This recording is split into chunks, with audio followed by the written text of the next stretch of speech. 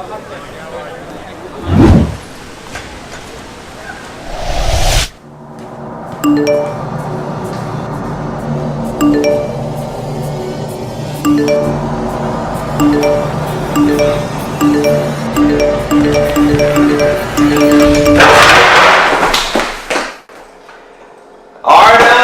why did you put the chair in the middle of the living room?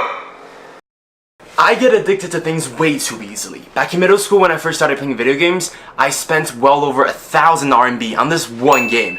And the same thing is happening all over again. Only this time it's with my phone. Just last week, I spent well over 4 hours on my phone per day. Per day! This number is crazy to think about and was probably twice as high back in the summer when I had a lot more free time. To put that number into perspective, it's like using that time, I could have run a whole marathon every single day. And maybe I could have read the textbook given in class rather than smartphones with them through. And the thing that sucks is that the movement of checking Instagram and Messenger has become so involuntary. Like, I'm a machine without a turn-off button. And after being on the phone for so long, I feel really bad. My eyes itch, I feel bad for just wasting so many hours, and sometimes I even sacrifice sleep just to look at more memes. So here's what I'm gonna do. For one whole week, I'm not gonna use my phone unless absolutely necessary. And obviously, this doesn't mean shutting off my phone completely for the next week. Because let's be honest, that would not be realistic at all. But I will not voluntarily call or text my friends, will not check social media, except using WeChat to video call my parents every day, and will use the time currently spent on the phone to either do more work or read.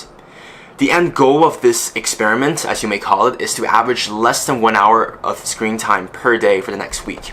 And I will show the same page in a week's time to prove it. I've just posted the trailer to my new video on my Instagram, so the challenge of not using my phone starts now. Hey, it's been a week. This transition never gets old.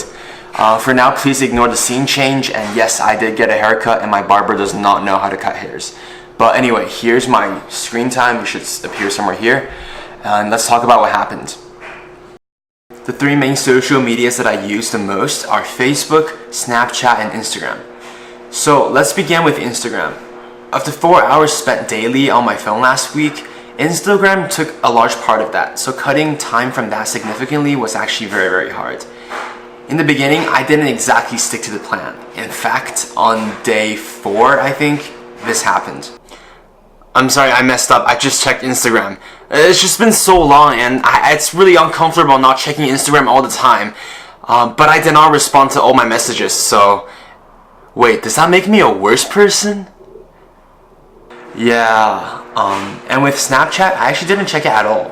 Probably because I don't use it that often to begin with. It was still very hard to control myself nonetheless, because my mind was hardwired into the compulsive checking and was constantly craving for those tiny electric shocks every few minutes. So it wasn't necessarily the content of those notifications that excited me, but rather the notifications themselves. Though what's really interesting was the moment I stopped seeking for these electric shocks, they came to me. Just in the past week, I've had the most subscriber and view gains ever on my channel. That's 4,000 views in just 1 week. This is insane. And with Facebook,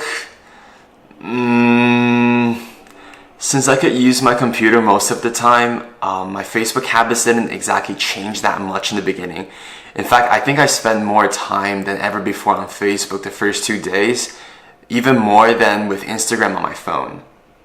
Originally, I thought I was going to be more productive from the start, but what ended up happening was I didn't get more work done at all. I was simply replacing the time spent on Instagram with time spent on Facebook. And that was not good, and I needed to change that quickly. I needed to create some distance.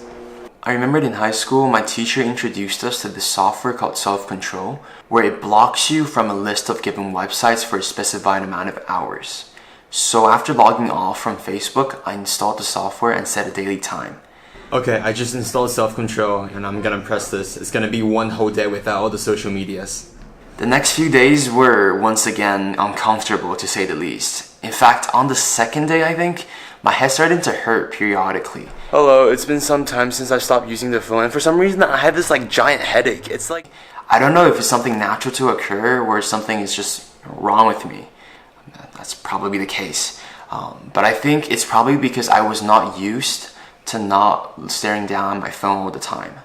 But after 2 days, once again, I stopped flinching and stopped thinking about Facebook. And so that was social media. Let's talk about what other things happened.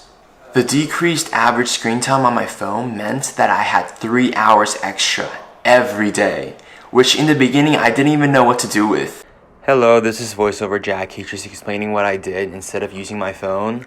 I went to Chinatown with my friends, hung out with other people, and went to Trader Joe for the first time. And I also saw Bob Iger, who is the CEO of Disney. That's super, super cool. And so I went on Amazon and bought a book. Here it is. I am so excited. So it's been such a long time since I actually read any book. So 2 days ago I ordered on Amazon this book that I read was really, really good. And this is called like Sapiens. Sapiens talks about the human history from a scientific perspective and shed light to me on how we as humans became who we are today. Yo, this is so exciting. This is the first time I've actually read anything for pleasure in such a long time. As you can probably tell, I haven't read a lot in the recent past. And my constant excuse was, I don't have enough time. And I'm sure a lot of us have done the same thing in the past.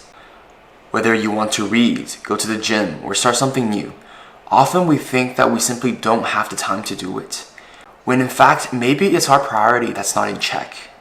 And I'm quoting directly from Matt Davella, whose video, I Quit Social Media for 30 Days, inspired me to take up this challenge. The general idea behind the video is we need to think about where we're spending most of our time to begin with, like social media.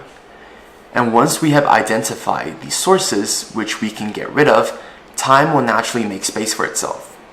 In fact, when I told my roommate that I had spent 3 hours on a 3-minute speech given in class, his words, to be precise, were, "What? Can you do my laundry for me if you have so much Wait, free-" what? I don't know, bro. Just to do something with your life. Why would you spend 3 hours? and the answer I gave him, unsurprisingly, was to try to step away from his phone. The immense amount of time we free up by simply not using our social medias is truly incredible. And so, in addition to doing regular work, I began reading a book, wrote a new video script, hung out more with friends, and made new ones while filming this video. Yes, it was nice meeting you. See ya. And I discovered a new passion of mine, which is food. When I was looking back at the many hours of footages I had shot in this past week, I probably shot more hours of food than actual useful footage. Oh, what, dude? Sorry. Food is good, but I also remember just how much I love Italian rap.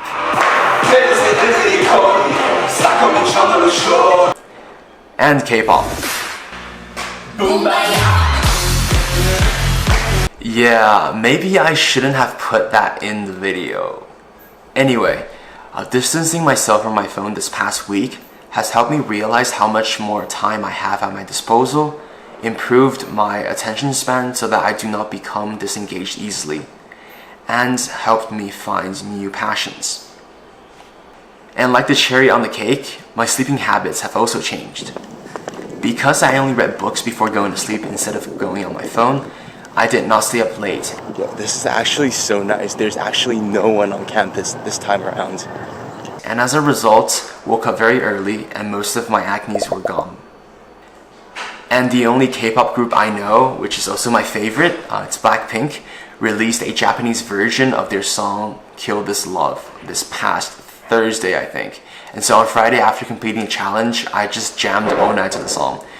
I won't bore you with all the footages I have of me dancing that night, because to be frank, they're kind of weird, and I wasn't dancing on beat most of the time.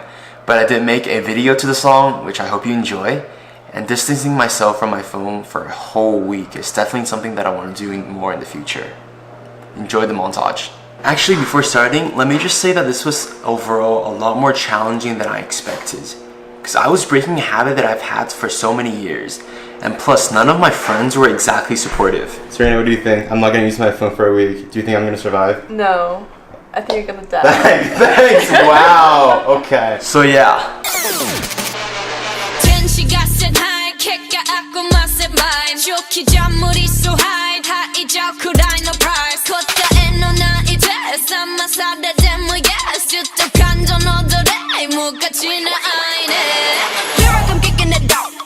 Act like I'm buying the stock. You better give me some love. Bitch, fill it up, give me some more. Feeling like I think that I need to pray, but you need it more. Like, give me the strength, cause I'm at my limit, and in just 1 minute, you gonna be visiting heaven, but might not get in it. Ooh, this light is really nice. Okay, I'm just done shooting the video, and the reason that I'm in here, which is on Drexel campus, is because one of my roommate has something going on. You know exactly what you have going on, and so I'm forced to stay somewhere here. Thank you, Steven, for letting me stay. Anytime, man. Thank you again for hosting me. Anytime, man. No problem. Don't worry about it. Hope you guys enjoyed the video, and I'll see you next time. Subscribe and comment. Subscribe and comment!